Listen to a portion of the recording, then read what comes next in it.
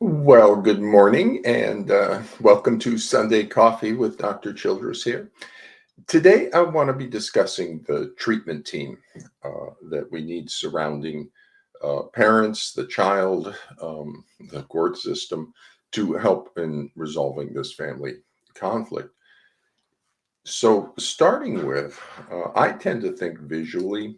And so, this is sort of how I see the treatment team surrounding the parent.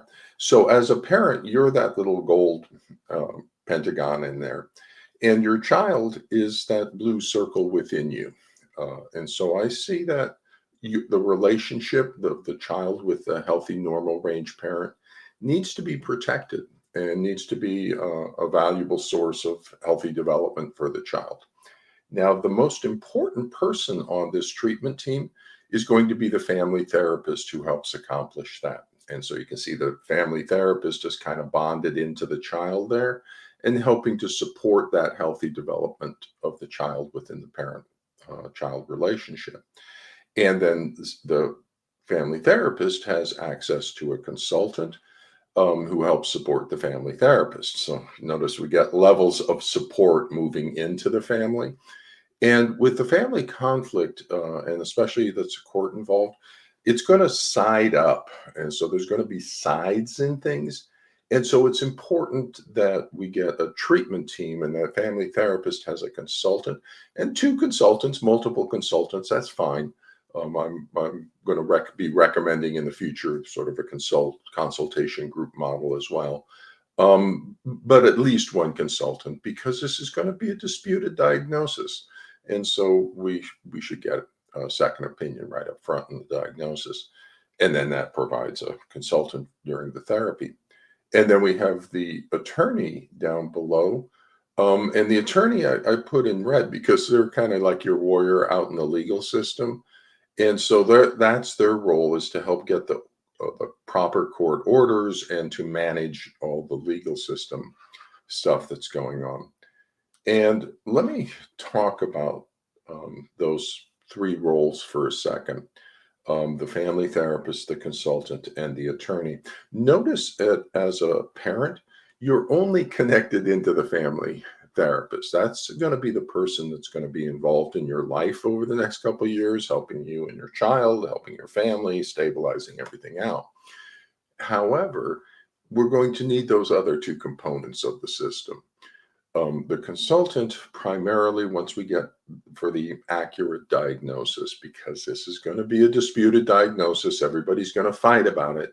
So let's get a second opinion right up front, or a third opinion. And let's get however many opinions we need. Typically, three is enough, but typically two is enough to get an accurate diagnosis that the court can rely on, and that leads to an effective treatment plan. Now, the diagnosis of concern is child abuse by one parent or the other. So this is pretty serious, and it's pretty very important that we return an accurate diagnosis and get an effective treatment plan for child abuse. And so that's a part of the role of the consultant role. And another thing as I do this role, at this current time, I'm in that consultant role, helping to develop capacity and things like that. But going down the road, look at me, old guy, 70 years old next year. And I'm on my way out. And when I leave, ultimately the court system is going to need a structure that can transition and can function. And so that consultant role is a broader role within the family courts. And notice I didn't put expert, it's a consultant because they should all kind of be equal. But we want that second opinion, both because it's attachment pathology and we get a lot of counter transfer and stuff, a lot of personal material potentially involved because we all live in an attachment system. So we balance that with a second opinion, and then we get greater clarity. It improves the quality of the health services.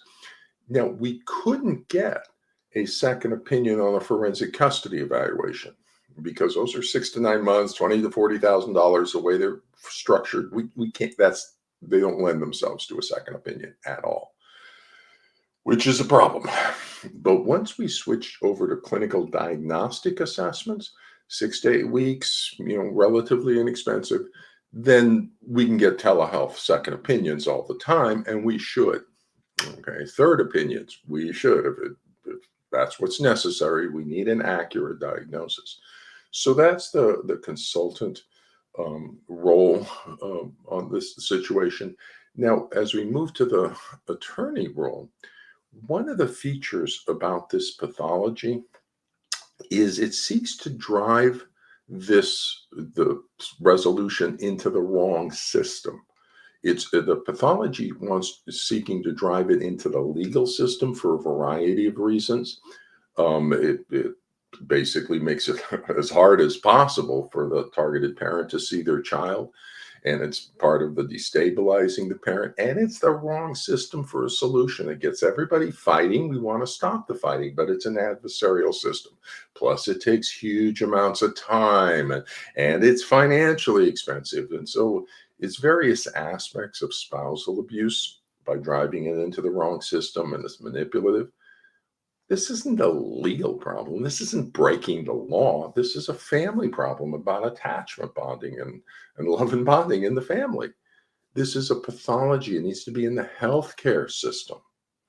And so, as a parent, as the healthy, normal range parent who wants to take leadership of this post divorce family, we need to be moving this into the proper system, getting it over to the healthcare system for diagnosis and treatment and out of the legal system. The problem is the pathology is going to drive it into the legal system. So we will need an attorney to work with that, to kind of get the proper orders and manage what's happening relative to false allegations or things like that. Now, notice with the consultant and the attorney role, as a parent, you're not actually connected into those. You're connected into the family therapist who's going to fix things. The other roles, the consultant, attorney, and the support network, are up to you. You trigger those as we need them to move the situation forward. And the consultant's not really triggered by you. They're more working with the mental health person. It's a mental health team out there that's getting you an accurate diagnosis. And then your attorney's working in the family courts for this. Now, let's go over and talk about that other aspect of your treatment team, the support network. One of the primary features about this pathology is its spousal abuse using the child as a weapon. And in weaponizing the child, they produce such significant pathology in the child, it becomes child psychological abuse. And that becomes the treating diagnosis because for a variety of reasons. But at the core of this is a spousal abuse pathology. And so the targeted parent out there is a spousal abuse victim in the situation. And so, in putting together this treatment team, that's a lot to ask for a spousal abuse victim. In addition, the mental health system is broken. So, we have to kind of fix the broken mental health system in order to get you the treatment you need. That's a lot. And so you're going to need a support element to your treatment team. And that can come from a variety of places. So we have a therapist that's for the grief and the spousal abuse aspects of the pathology. A family coach can help organize the plan and help execute the plan and help you locate that mental health person who's going to be part of your family for the next few years. And also, if you have a new spouse, a lot of times that's a resource person as well that can help support. And they're not in necessarily a traumatized brain. However, there's issues on that as well because oftentimes they're targeted by the pathology. So let me talk a little bit about that support network for a second. So, as a spousal abuse victim, you're in a traumatized brain. And so it's seriously inappropriate to ask you to put together your treatment team, especially since the mental health system is broken. It really is the responsibility of a professional psychology to have this waiting for you, basically. but we don't. Everything's broken. Went off from forensic custody evaluations. We need to get back to clinical treatment. But that's the broken system. So, as a spousal abuse victim, I recommend that you consider whether it would be helpful to get some trauma therapy relative to that. And I would especially recommend that consideration for the targeted moms out there because you're in the narcissistic dad pattern, which has a higher spousal abuse feel to it. Narcissistic dad has an absence of empathy that's prominent, and that's the capacity for cruelty. And so we're worried about the dark triad on that one. Narcissistic, psychopathic, Machiavellian manipulation. You drop in sadism, you got the dark tetrad. So that's the scope on the narcissistic dad pattern of the pathology. So I would recommend getting some support out of the domestic violence and spousal abuse therapist. Now, um, for the dads, you're also a spousal abuse victim using the child as a weapon, but the borderline mom spectrum of this pathology does things a little differently, has higher false allegations, higher anxiety, higher reality kind of distortions to that pathology. And what I've experienced clinically with targeted dads is a substantial grief response. Oh my gosh, the grief is off the charts. And so that's a consideration for the dads is to get out some therapy. And for the moms, you can cross over. You're both being spousal abused and you're both being massive grief. I would say on the grief response, knowing what I know about the attachment system for you parents out there, I would say if you haven't seen your child in 6 months, you should consider getting some therapeutic support for the grief. And definitely by a year. If you haven't seen your child in a year, I would recommend that you check in and start working on that grief response because it's going to be substantial. Um, and so that's the therapist domain. Now, the second domain under that is the coach, because the therapist that you're seeking will likely not understand the family court system and everything that's going on and the pathology. You'll be kind of educating them by your experience, and because they're in the world of grief or borderline, or if you got a DBT specialized person, the dads, or a spousal abuse for the moms. So they're coming out of a different domain and they're not working the family courts. So to get some support relative to the family courts, that's where a family coach can be really helpful. Issues around coaching is it's easy to become a coach. You just hang up a shingle and say, I'm a coach. Whereas a therapist, you have to actually learn things and at least some things. And don't trust the therapist that they're actually good therapists, but hopefully as you experience them, interview them, they'll be good for what you're looking for. But with a coach, that could be beneficial because they can know the family court system and help you navigate putting together the treatment team, locating the mental health professional, getting the attorney orders through the court, and helping you organize all of that while you're in a traumatized brain. So that's a potentially good role, but you have to be a little buyer beware on the therapist, buyer beware on the coach, little less on the therapist because they're working for you, a lot for the individual therapist. If there's an individual child therapist, they could be a bad human. Not a bad role, ignorant role. The third level of potential support is the spouse. There's a little bit of a problem there with that, though, because sometimes the pathology targets the spouse as well, oftentimes. And so it's an interesting thing. There's a variant of the pathology that actually goes after the spouse rather than the targeted parent. And typically that variant is in the borderline mom pattern, occasionally in the narcissistic dad pattern, that the pathology goes after the spouse rather than the targeted parent. But that's a valuable source of support and can help keep you organized and keep your perspective.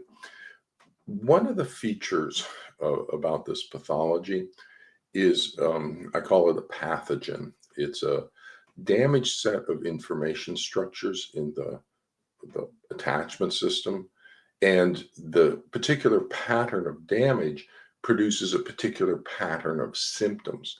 And so if you look at the symptoms, I know what the pathology is that's causing it because it produces these patterns. This is very much a pathology of patterns. It's a trauma pathology. And as out here, the symptom, we call these the symptoms that the pathology produces, the pathogen produces, pathology creating pathogen. Um, but the actual brain networks, when I'm looking inside as a psychologist at the brain networks, I call them like the source code of a virus. It's like a mind virus. It's passing around generations and doing stuff and producing this pattern of symptoms, like a physical virus would produce a pattern of symptoms. And so I look in here and I see them as like source code bits of little things that it's doing. For example, one of the source code bits is it drives it into the legal system and makes it on the wrong system. The other thing that it does is it attacks, it tries to destabilize the target of its attack in every way possible. So it tries to destabilize the targeted parent. It destabilizes them through attacking their identity as a parent. All of a sudden, you're no longer a mom or dad. It attacks reality with false allegations. It drives it into the wrong system, the court system, that now the parent's trying to figure out this new system with all its new rules. And it's a very expensive system. So it's attacking financially. And then, just this emotional abuse that's happening through the child. So it's destabilizing that parent in every way possible. So with that, knowing that it's targeting those that destabilization, that's where the support role becomes really important. Now, these people, stay away from them. They are not part of your treatment team. The guardian ad litem or child therapist, stay away from child therapists. We don't need them. Custody evaluators, do not get a custody evaluator. Minors counsel, do not get a minors counsel. That would be death to any sort of solution 98% of the time.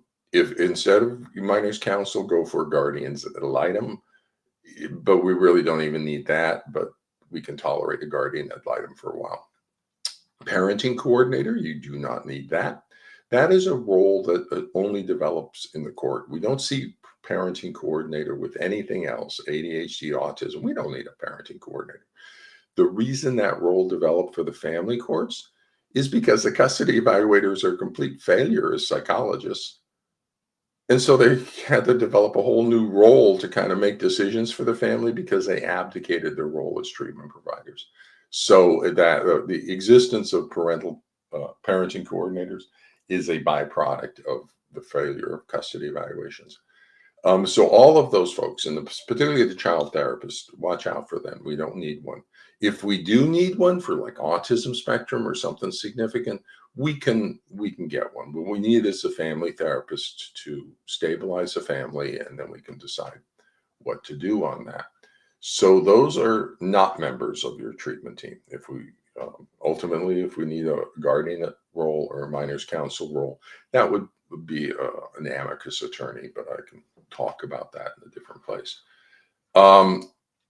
So going back for a second to this treatment team that you're assembling, the other feature that I just want to point out before leaving this is ultimately we're also going to get some foundations under you as the parent. We're having to do with the contingent visitation schedule and so the rating scale, where we'll have you, it's an outcome measure. We should always have outcome measures, where we'll have you rating the child's daily symptoms on 3 items: affection, cooperation, social involvement, 1 to 7 on a rating. Email those 3 numbers to your family therapist there, and they'll put them in an Excel file, and then the contingent visitation schedule is kind of based on those ratings, and as long as the child stays normal range. And so we're going to provide some structural support for this treatment team and for the family therapist in you that's working with them that's underneath that. And then we'll also have sort of the organizing or support around you. So, as we talk about putting together your treatment team, I want to just talk about vocabulary, translate professional to the common language. So, diagnosis means the same thing as identify, pathology means the same thing as problem, and treatment means the same thing as fix it. So, we must first diagnose what the pathology is before we know how to treat it. We must first identify what the problem is before we know how to fix it. And so you can use those words all interchangeably as you're making your arguments and discussing things. So, Your Honor, slow down a second on remedies and custody.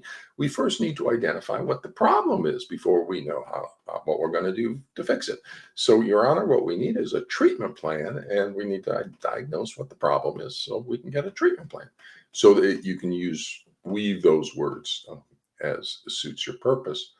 One's common sense and one's more tactical. Now, to understand the situation, you're in a traumatized brain and the pathology is trying to destabilize you. It's making this seem very complex. And oh my God, there's so many things going on and the chaos and the courts and everything. Calm down. Okay, it's this pathology of lies. All that complexity, all that disorganization, all that nonsense is a lie. It's not. It's very simple. The mental health people are bad people, but we're going to get them back on track. So here's the simplicity of the situation. The truth. You have a problem. You need to fix your problem. And you're going to need a written treatment plan to fix your problem. Now, I'd say a written treatment plan because it's the court system. We'd like it all documented, and we can get that. The mental health people need to up their game and give you a written treatment plan. Go to WikiHow mental health treatment plans. It's like we need to be at least practicing at the level of WikiHow. My goodness gracious. So you're going to need a treatment plan to fix things. Hold on to that. And diagnosis guides treatment. In all of healthcare, the treatment for cancer is different than the treatment for diabetes. So, are we treating cancer or diabetes? So, you need a treatment plan. We're going to need a diagnosis to get that treatment plan. The first step of any treatment will be to accurately diagnose what the problem is. Now, the forensic psychologists don't do this. They're thought disordered. They don't think like this. And so they've taken everybody on a bad track. We need to get back onto like real stuff, real clinical stuff. And we need to first know whether we're treating cancer or diabetes. So we need to know that diagnosis. Okay. And this is going to be critical for this particular pathology because it's child abuse, one parent or the other. So we kind of need to know which one's abusing the child and get clarity on that so we can properly treat the child abuse. And so diagnosis is going to be really important. But if you just stop on the diagnosis, say, I need a diagnosis. No, you don't. We need treatment. We need to fix things. So ultimately, we're always going to land on the treatment with this pathology. So as you're out there, what you're going to need to do right now is you need to recruit that family therapist who is going to treat and fix your problem. So that little role right there up at the top, that family therapist who's going to work with you and your wonderful child to stabilize that situation, that's who you need to find right now. We'll talk about doing that in a second. But that's going to be a very difficult situation for you in the current state of the mental health system in the family courts because the mental health system has been broken by the forensic psychologists that went off and did custody evaluations. And right now they are currently disabling the mental health system response for their own personal, financial, and career status gains. So you don't have any competent mental health services out there. The forensic psychologists are the worst imaginable, and clinical hasn't worked here. They've abdicated and given you over to the forensic people. So we are building the airplane while you're flying the airplane, which is a little problematic. The plane's off the ground, but then it's kind of flying, but we're still putting on wings and things. And so the role, the person on your treatment team that you need to find right now is going to be the most important person. That person, anticipate they're going to be part of your life for the next 4 years, 3, 4 years, maybe even longer. Hopefully, we'll get a handle on this and it won't be too much 2 year. But figure this is somebody who's going to be involved with your children, with you, with your family, with your ex, and stabilizing things out for a while. So find somebody that you get along with, find somebody that you like as you're recruiting them out there. And we'll talk about this in a second. Um, you're interviewing for a role on your treatment team. So the power dynamic needs to shift to where you're hiring somebody for a role versus they're doing some. We need to watch out for that narcissistic mental health person. Don't tell me what to do. I know it. We need to find somebody who understands the pathology and gets it and willing to work collaboratively with a consultant and with understanding what the pathology is. So that's your task over the next near future. So in terms of recruiting that role, that mental health role, you as a parent basically have two choices, kind of three. Two of them are from clinical psychology. Those are your people with knowledge, and one is from forensic psychology. Those are your people in the family courts, and they are two different groups. So if you're going to go out to the clinical people, the ones with knowledge, I recommend for the targeted mothers, you look in the intimate partner violence, the domestic violence community of therapists. They're going to be the ones. So for the targeted moms, the domestic violence therapists are going to be the ones who recognize the narcissistic pathology of the dad, even though it's in a variant where it's not physically abusive, it's psychologically abusive using a child. So they'll see a lot of the narcissistic pathology. The other good thing about the spousal abuse therapists as they come into the family courts is they're used to protecting people. This is a duty to protect thing. We got child abuse and spousal abuse that activates duty to protect. And spousal abuse community therapists know that. They know what their duty to protect obligations are, as opposed to the forensic psychologist. So it's an adjustment. I got the spousal abuse duty to protect, but also the child abuse in this situation. So we have that valuable expertise. What they lack is knowledge about the family courts, knowledge about delusional thought disorders and factitious disorders, and a lot of the specifics of the family court pathology, because they've been out doing spousal abuse like in the rest of the world, not in the family courts. No one's worked in the family courts. It's only the forensic psychologist, which is the problem. So if you're going to recruit back out, then I would suggest that community is the strongest for the borderline, or I mean, the narcissistic dad spectrum of the pathology, which is the normal range targeted mom. For the targeted fathers, you're most likely in the borderline mom pattern, has higher false allegations to it, higher anxiety associated with them. So I recommend you look for knowledge in the borderline therapist, the dialectic behavior therapist.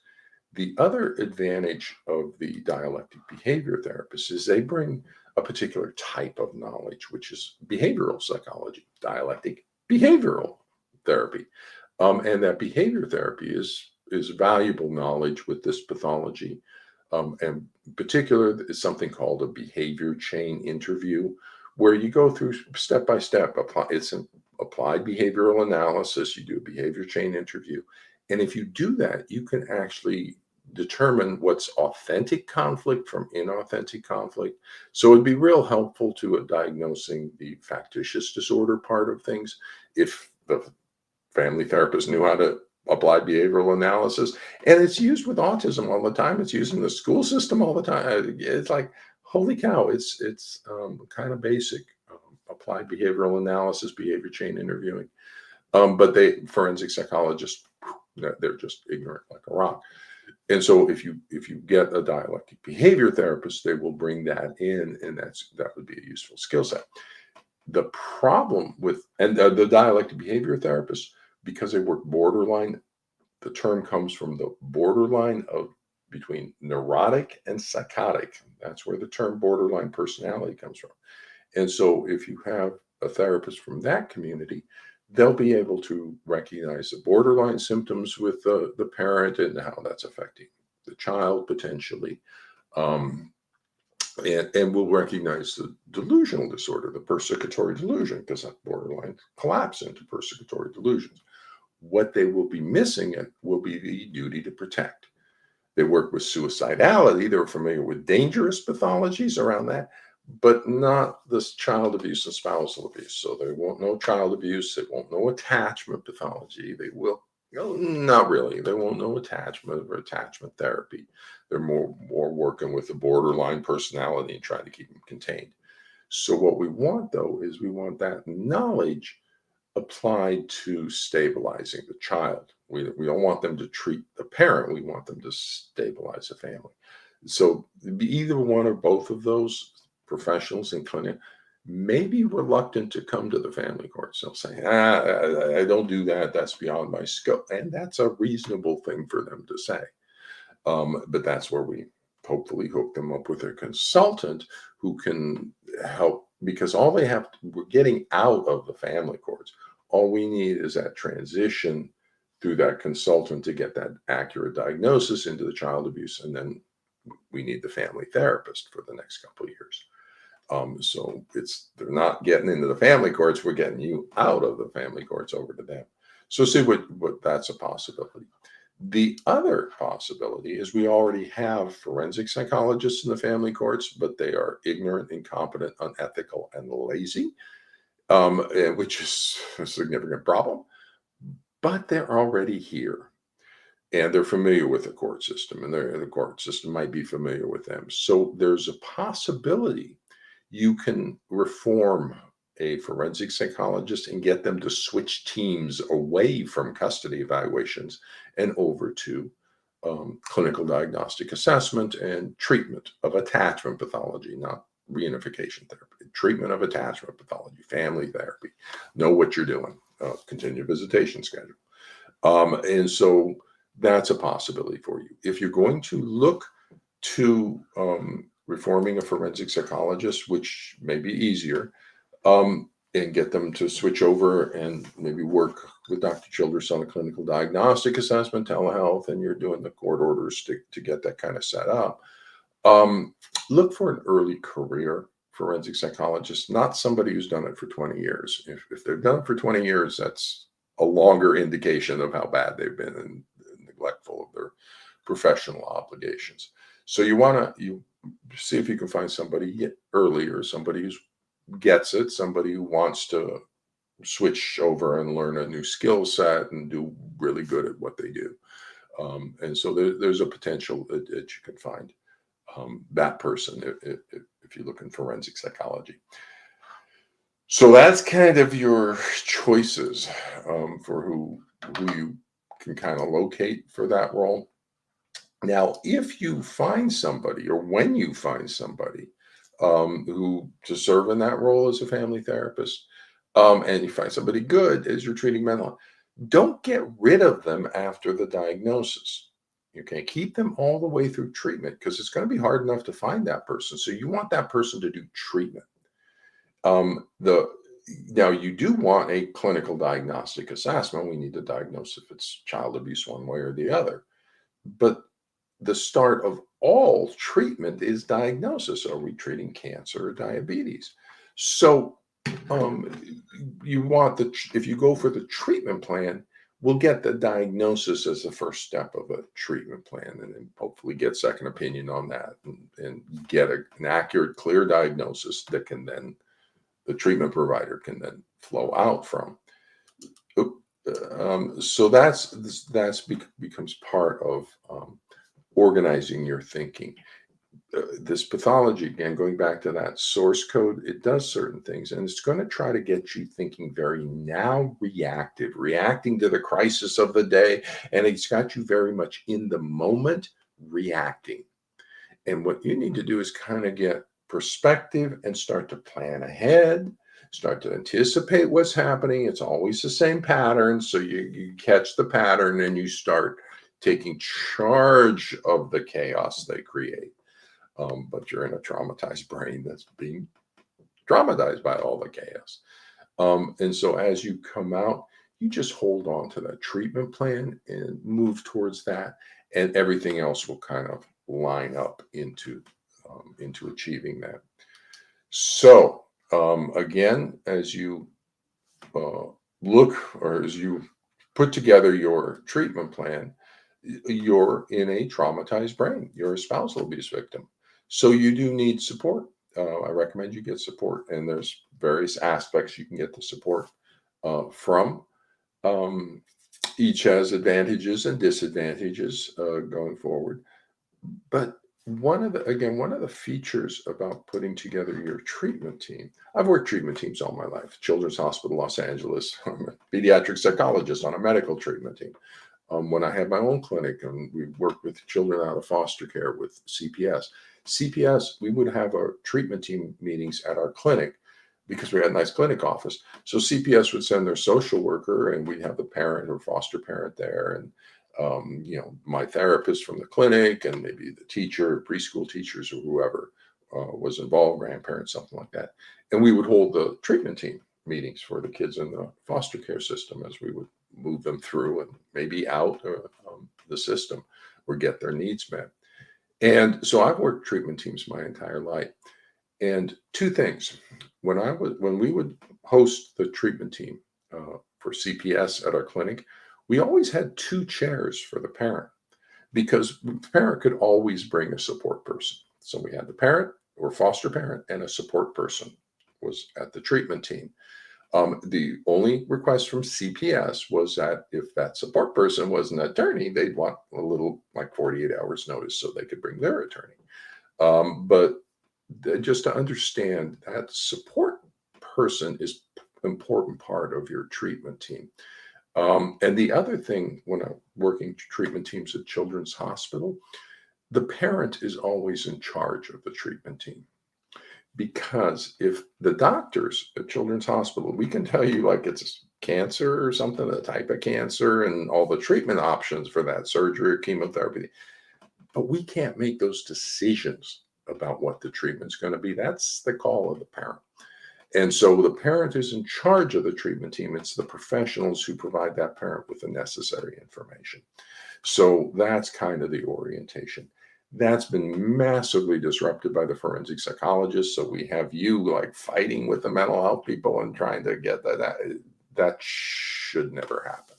So you're in a massively broken system trying to fix it while you get your needs met. Now the other thing to be recommendation is to understand the roles on your treatment team. So I have two pages up on my consulting website, one attorney resources and one mental health consultation or mental health resources. And then I have a third one for parents.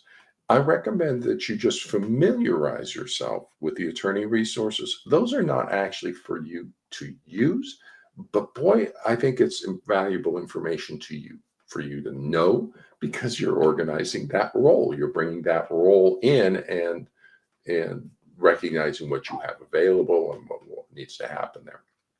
Then the other one is to go look at the mental health consultation page. I wrote that for the mental health people. Now, as you're recruiting mental health people to serve this role, something really important to understand is that the patient should never have to explain the pathology to the doctor.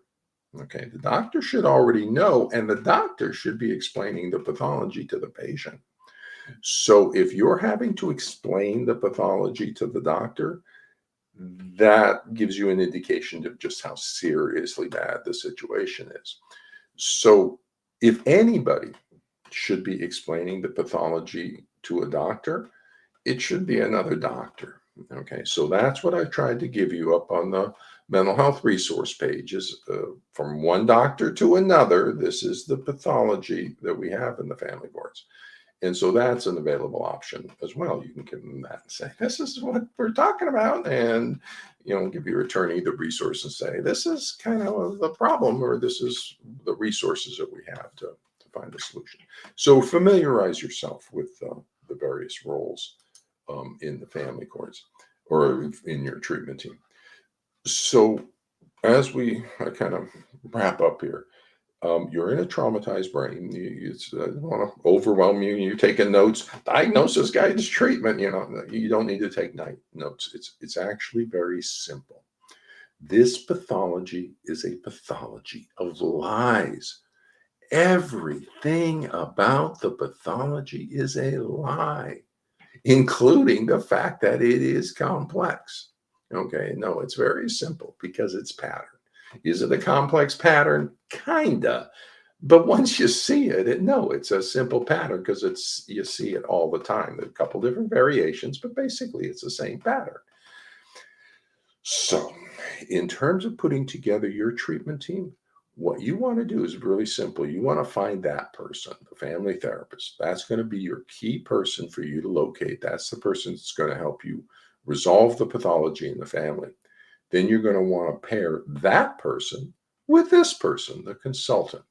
Now, right now, Dr. Childress is in a good position to be the consultant, but not necessarily. I'm leaving, not arriving, and so ultimately, well, that's a role within the family courts. It's not a person. And let me go back again. It's not experts. The age of experts is over. If you know as much as Dr. Childress as a psychologist, then we're on the same level. There's no experts, it's just knowledge. And every psychologist in the family court should be the top. There shouldn't be the 95th percentile. No, no, no. It should be 100th percentile for every single one of them. And they should be interchangeable on the level of quality that we have. We need to get an accurate diagnosis 100% of the time. We need to get effective therapy 100% of the time. 100%. That's just child abuse. There's no acceptable rate of child abuse. Okay, no, none, zero. So we need to fix it. So that's where, but because this is an attachment pathology, and because we all live in an attachment system, we're all going to bring our bias. We're all going to bring our nonsense to any situation when we're working in attachment pathology. So the way we compensate for that is we get a second opinion, we get a third opinion, we get consultation groups. So the professionals need to start establishing within themselves consultation groups where they're talking cases. We can do that with clinical diagnostic assessments. We can't do that with forensic custody evaluations. So the moment the paradigm shifts and we start doing clinical diagnostic assessment and clinical treatment for the pathology in the family courts, all sorts of new options become available to us from established psychology. But there's a group of forensic custody evaluations in positions of authority and influence who are intentionally disabling this transition to a clinical diagnostic approach and treatment for their own financial gains, because it means what they do, these custody evaluations, are no longer used. They're gone. And so their entire careers are gone with them, as well as sort of accountability for that failed experiment. So that's a situation. But it's actually very simple. You just need to locate that person and pair that person with this person. So, moms, I suggest you look in the domestic violence, intimate partner violence, IPV domain. Dads, I suggest you look in the borderline dialectic behavior therapy domain, or reform an early career forensic psychologist to switch teams and enter the new paradigm of clinical diagnostic assessments. So, yeah. A lot of information going into a traumatized brain. That's where I get some support out there and take it step by step. It's actually not complicated if you kind of take a deep breath, relax, escape from the trauma, and get back to kind of a normal range reality. You have a problem. You need a treatment plan to fix your problem. Hold on to that and don't let go. Just hold on to that. The world will buffet at you around. You need a treatment plan to fix your problem. Keep asking them. Ask your attorney, ask the guardian ad litem, ask the parenting coordinator, ask the judge, ask the therapist. You need a treatment plan to fix your problem. What's the treatment plan to fix my problem? I don't, soon. Wow. Google WikiHow, mental health treatment plans. To get a treatment plan, you'll need a diagnosis, an accurate diagnosis. That parent and the child's symptoms are basically um, accusing you of somehow abusively maltreating your child. You are counter accusing the other parent of creating a factitious, a false attachment pathology, and it's psychological child abuse by that parent. Child abuse allegations both ways. We need a proper risk assessment to both parties' concerns. We got two litigants. Let's get a proper risk assessment. It's going to be a disputed diagnosis. Let's get telehealth second opinion on it, so that we can get an accurate diagnosis that the court can rely on and that can guide treatment when the differential is child abuse. So it's actually very simple. So let's do that. And so just simply take it step by step through that process. And so with that, I'm going to head off to my Sunday. Good luck to everybody out there, and we'll touch base next week on some other aspect of your difficulties in the mental health system and in the family courts. So talk to you later, and take care.